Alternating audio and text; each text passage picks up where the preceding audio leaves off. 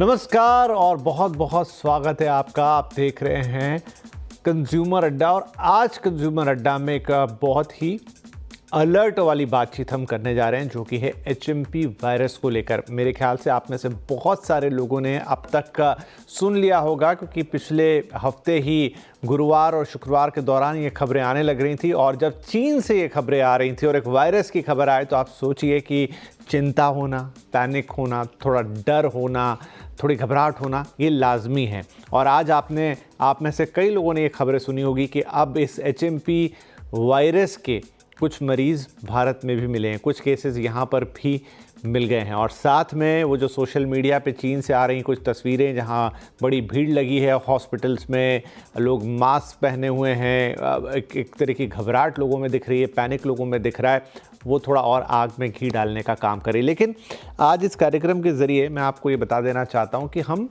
एक अलर्ट आपको दे रहे हैं कि भाई एक वायरस है जो कहीं और से आ रहा है, चीन से आ रहा है, कहीं से भी आ रहा है। एक वायरस है जिससे कोई ख़ास घबराने की ज़रूरत नहीं है। जब हमने कोरोना जैसे वायरस से मुकाबला कर लिया तो किसी और वायरस से हम ऐसे कैसे घबरा सकते हैं। तो डरना नहीं है, पैनिक नहीं करना है, समझना है कि ये क्या है, किस तरीके का वायरस है, कहाँ से आया है, क्या इम्पैक्ट हो सकते हैं।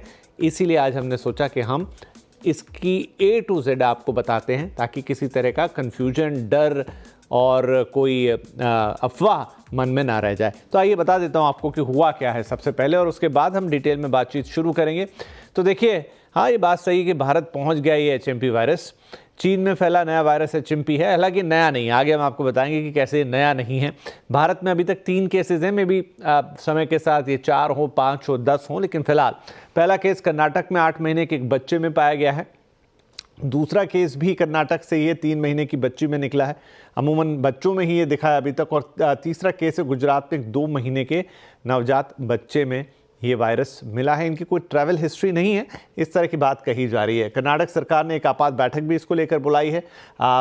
वायरस से घबराने की ज़रूरत नहीं है, ये ICMR ने कहा है।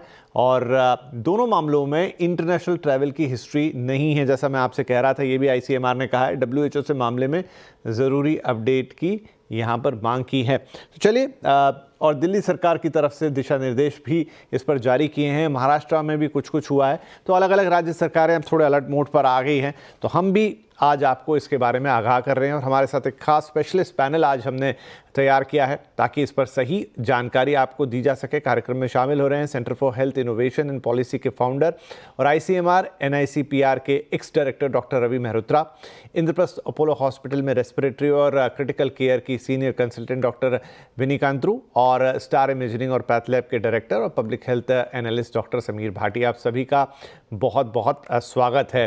तो डॉक्टर मेहरोत्रा, आपसे ही शुरुआत करते हैं। जैसा मैंने शुरू में भी कमेंट्री में कहा कि वायरस वो भी चीन से आए, पैनिक फैल जाना बहुत कॉमन है क्योंकि हम सब कोरोना काल देख चुके हैं। लेकिन ये जो HMP है, इसके बारे में क्या है इसकी हिस्ट्री, कितना ये एक इफ़ेक्टिव या कहें खतरनाक वायरस है, क्या इससे घबराने की ज़रूरत है या फिर थोड़ा ध्यान रख के काम चल जाएगा?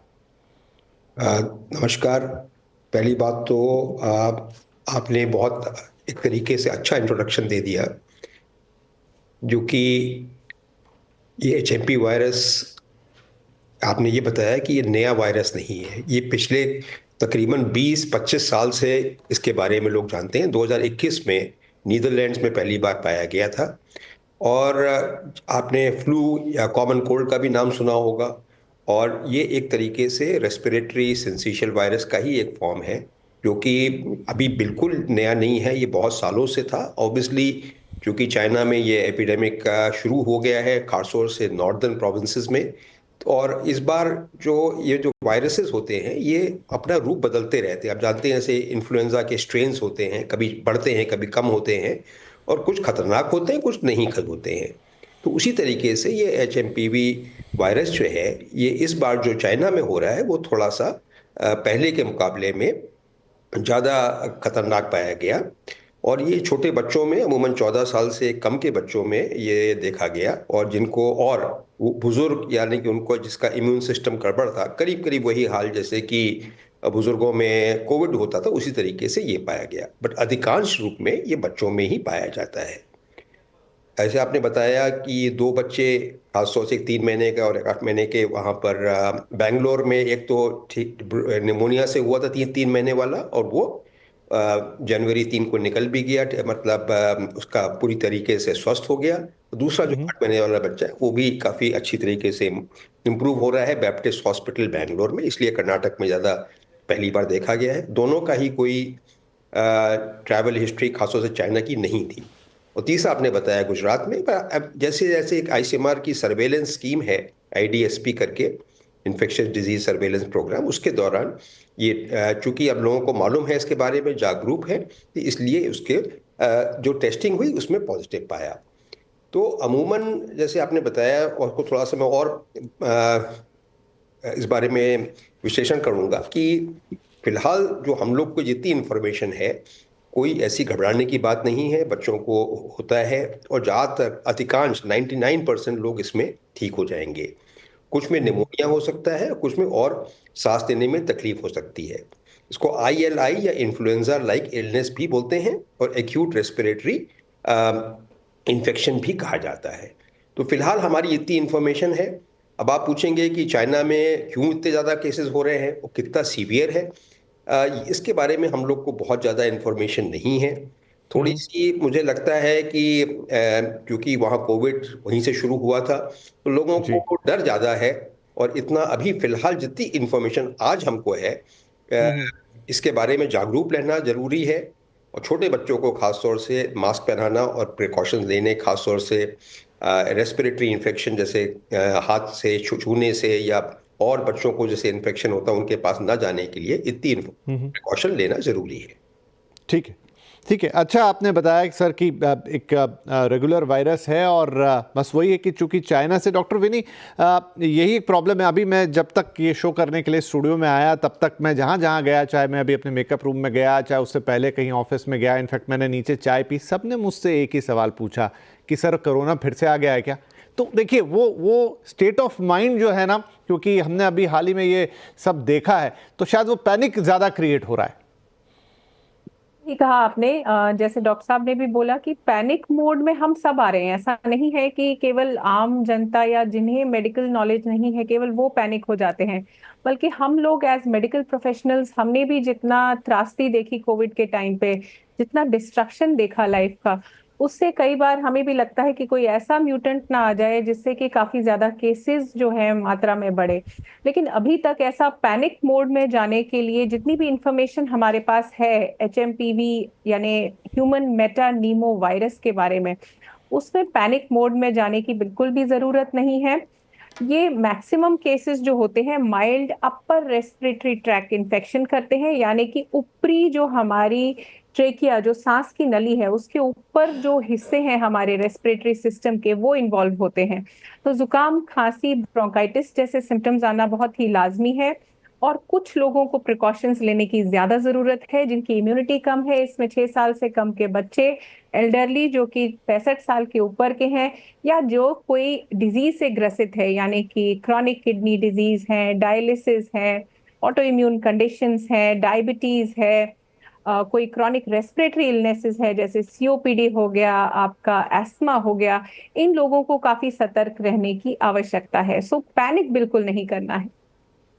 जी, ठीक है। तो डॉक्टर विनी ने भी कहा, डॉक्टर मेहरोत्रा ने भी कहा, पैनिक की ज़रूरत नहीं है। एंड इट्स सिंपल, वायरस जैसे इन्फ्लुएंजा का रहता है, सर्दी खांसी आपको करता है, लोग ठीक भी हो जाते हैं। बस ये कि वो चीन का नाम जुड़ गया, वहाँ की तस्वीरें आ गई, सोशल मीडिया पर बहुत सारी चीज़ें हो जाती हैं, और ये पैनिक आता है यहाँ पर। डॉक्टर भाटी, जैसा हम जानते हैं कि आजकल तो इन्फ्लुएंजा वगैरह इन सब के भी टीके मिलते हैं, और कोविड को तो हमने देखा कि सिर्फ एक वैक्सीन से ही हमने एक बहुत बड़ी मात दी। तो क्या इसके लिए, क्योंकि ऑलरेडी एग्जिस्टिंग वायरस है और लंबे समय से हमारे बीच में है, क्या इस तरह की कोई वैक्सीन या कोई प्रिकॉशन इसके लिए मौजूद हैं? मतलब अगर हों अवेलेबल तो आप हमें बताएंगे। हाँ, देखिए, जो रेस्पिरेटरी वायरस है वो तो अभी कई तरह के वायरस है। इनफैक्ट अभी भी फिलहाल भी सर्कुलेटिंग देखे तो कॉकटेल ऑफ वायरस है, कई तरह के रेस्पिरेटरी। अभी इनफैक्ट H1N1 भी सर्कुलेट हो रहा है, तो इन्फ्लुएंजा A, B, C। इसकी फिलहाल, जैसे आपने वैक्सीन की जो बात की HMPV की, इसकी कोई वैक्सीन नहीं है उपलब्ध, क्योंकि HMPV आपका वायरस की भी बात करें तो इसके भी कई तरह के स्ट्रेन हैं, जो कई तरह के नॉन स्ट्रेन हैं जिनका हम बात करें तो वो ऑलरेडी सर्कुलेशन में है। फिलहाल अभी चाइना में इसका कौन सा वाला स्ट्रेन एग्जैक्ट सर्कुलेट हो रहा है, क्योंकि HMPV1, HMPV2 उसके भी फिर फर्दर सब टाइप है, तो एज सच वैक्सीन नहीं है। वैक्सीन की तो जैसे हम बात करें फ्लू की, जो हमारी हर साल वैक्सीन लगती है, जो अपडेट होती है और जिनको हम हाई रिस्क लोगों के लिए रिकमेंड करते हैं, बट फिलहाल इसके लिए अभी वैक्सीन नहीं है। और जैसा कि बताते भी है कि जो आपके वायरल इन्फेक्शन है, इस तरह के रेस्पिरेटरी इन्फेक्शन है, इसके अंदर ये वाले खासतौर पे HMPV के लिए सेल्फ लिमिटिंग ही इसको माना गया है कि 4 से 5 दिन के बाद आपको सिम्टम्स आने शुरू होते हैं और उसके बाद जैसा अभी बात की थी कि ये अपर रेस्पिरेटरी ट्रैक्ट इन्फेक्शन ही आमतौर पर रहता है। और फिलहाल अभी भारत में जैसा हम देखें भी तो जितना भी डेटा मिल रहा है उसके अंदर कोई रेस्पिरेटरी इलनेस में उस तरह का बहुत ज्यादा मतलब राइज ऐसा देखा नहीं गया है।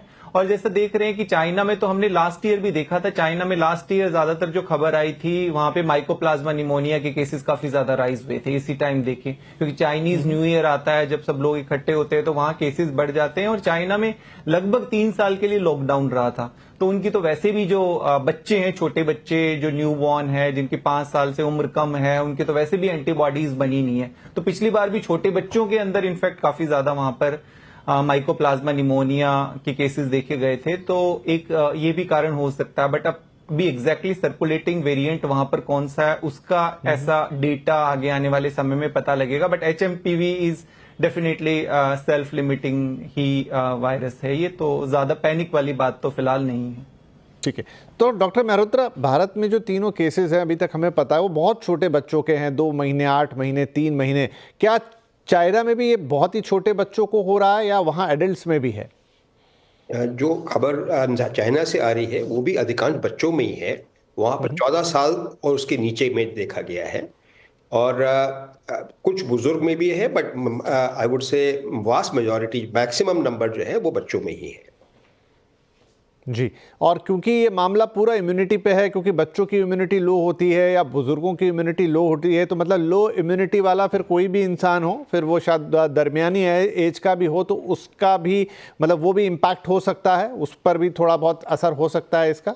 जी, आप बिल्कुल सही कह रहे हैं। फिलहाल जब तक हम लोग को और इन्फॉर्मेशन नहीं मिलती है, भीड़ भाड़ उन खासतौर से छोटे बच्चों को और जिन इम्यूनोलॉजिकली कॉम्प्रोमाइज या जिनकी इम्यूनिटी कम है किसी वजह से, उन लोगों को भीड़ भाड़ वाले इलाकों से दूर रहना चाहिए। जो कांटेक्ट है, जैसे जहां पब्लिक काफ़ी ज़्यादा होती है, उस इलाके को अवॉइड करना चाहिए। और साथ साथ में पूरे 2 मिनट के लिए हाथ, जैसे कि कोविड में बताया गया था धोने के लिए, उसी तरीके से करना चाहिए। रही बात क्या कहते हैं दवा की, फिलहाल तो कोई ज़रूरत नहीं है, बट एडिक्वेट पानी पिए, हाइड्रेशन बहुत ज़रूरी होता है। ओवर द काउंटर मेडिकेशन, यानी कि जैसे कि पैरासीटामॉल है, अगर जरूरत पड़े तो वो ले सकते हैं, और कोई इसकी एंटी वायरल अभी अवेलेबल नहीं है, क्योंकि ये जो ह्यूमन मेटानिमोनिया वायरस या HMPV है, ये वही फैमिली है वायरसेस की, RSV यानी कि रेस्पिरेटरी सिंसिशियल वायरस जो होता है। सिम्टम्स बिल्कुल कोल्ड के तरीके से होते हैं। तो अब कॉमन कोल्ड तो आजकल जाड़ों के दिन है, आप जानते ही हैं, हमारे पूरे हिंदुस्तान में, नॉर्थ इंडिया में खासतौर से लोगों को सर्दी जुकाम तो आजकल होगा ही होगा। और जैसे ही हमारे डॉक्टर साहब ने बताया कि चाइना में ये न्यू ईयर का टाइम है, तो सब लोग वहाँ पर इकट्ठा होते हैं, जैसे हमारे यहाँ होली दिवाली पे सब फैमिली इकट्ठा होती है, उसी तरीके से उनके यहाँ है। तो काफ़ी ट्रैवल हो रही है आगे से पीछे। पर चूंकि ये तीनों बच्चे जो हिंदुस्तान में जिनकी डायग्नोसिस हुई है, उनका किसी भी तरीके से ना तो कोई कांटेक्ट है इंटरनेशनल ट्रैवल्स का, ना तो कोई कांटेक्ट है कि क्या बोलते हैं कोई इंडिविजुअल गए हैं, ना हिंदुस्तान से बाहर गए हैं। तो फिलहाल तो लगता यही है कि ये होम ग्रोन वायरसेस हैं, जो कि बहुत सालों से हमारे एटमॉस्फेयर में घूम रहे थे। उनका चूंकि अभी तक जांच पड़ताल नहीं होती थी, अब हम लोग चूंकि इस बारे में अवेयर हैं, इसलिए उसकी जांच करी जा रही है। तो फिलहाल मेरे समझ से तो पैनिक की बात नहीं है, बट ऑब्वियसली जब तक हमें और इन्फॉर्मेशन नहीं मिलती है, सावधान रहना ज़्यादा अकलमंदी है। जी, डॉक्टर विनी, तो ये मेरे मन में खैर सवाल ही था, डॉक्टर साहब ने उसका जवाब दे दिया कि जब कोई कांटेक्ट ट्रेसेस नहीं हुए हैं तो कहाँ से आ गया फिर वायरस। तो हो सकता है कि होम ग्रोन, जैसा उन्होंने कहा कि ये तो हर जगह मौजूद है, पुराना वायरस है, तो अब जांच नहीं हो रही थी, जांच हुई तो पता लग गया उसके बारे में। लेकिन ऐसे तो बहुत सारे वायरसेस हैं, बहुत सारी उनकी फैमिलीज़ हैं।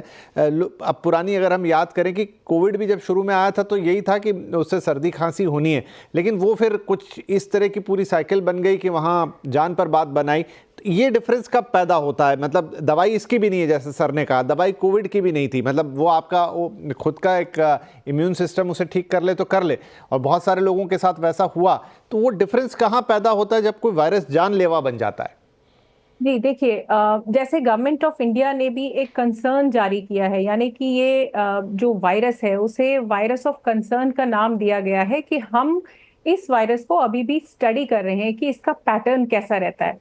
जैसे कि हमने बताया कि कई वायरसेस जब म्यूटेट करते हैं, जो कि उनकी प्रवृत्ति होती है, उनका नेचर होता है म्यूटेशन करने का, किस समय ये म्यूटेशन किस रूप में धारण कर लेती है, एक वायरस को ज्यादा विरुलेंट बना देती है, यानी कि बहुत ज्यादा इन्फेक्शन कॉज करना, और उसी इन्फेक्शन से कई बार मृत्यु तक की भी जो है पॉसिबिलिटी आ जाना। सो ये जब कोई ऐसी म्यूटेशन होती है वायरस में जो कि उसको कंप्लीटली चेंज करती है, उसका कैरेक्टर चेंज करती है, तो उस समय ये वायरस हमारे लिए जानलेवा भी हो सकता है। यही कारण है कि कई बार वायरसेस काफी सालों बाद, जैसे कि इन्फ्लुएंजा के उसमें हमने देखा है, कई सालों बाद जो म्यूटेशनल शिफ्ट्स होते हैं उसके कारण एपिडेमिक्स और पैंडेमिक्स आते हैं।